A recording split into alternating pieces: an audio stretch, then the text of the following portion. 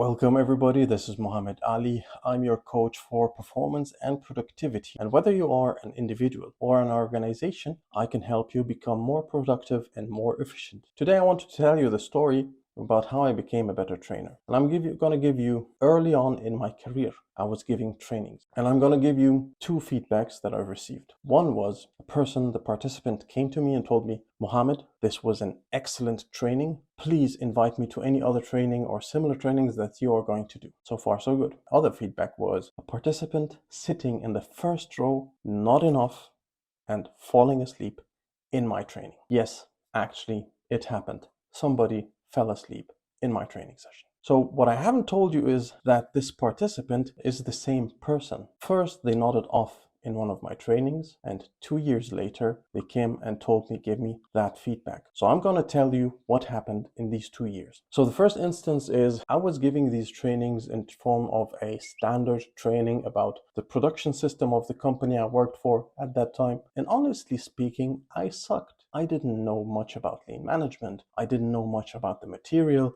but I had to do it, so I just did it. And when that colleague of mine, when she nodded off and fell asleep in my training, I had to say, okay, either I can say that she had a tough night and she didn't sleep well, or I can face myself and look myself in the mirror and say, Mohammed, you suck at giving trainings. You either give it up or step it up. And I decided to step it up. In these 2 years, between these two feedbacks that I got, I really stepped up my game. I bought a lot of books on lean management. I read them and I practiced. I understood the subject that I'm talking about. And I stopped using the standard lean induction training that was given to me, and I created a story. And I filled that story with my knowledge and with data and with facts. And people started to get more and more excited about the induction that I was giving. And last but not least, I would take any chance to give a training and to reflect and think about my performance. Am I happy with the performance I delivered or not? The result was, as I've showed you, that this person, the participant, came afterwards and was very happy about the training that I've given. But not only that, but also with the global team, I was playing a central role as a trainer. I'm going to blend in some testimonials from a training session that I did.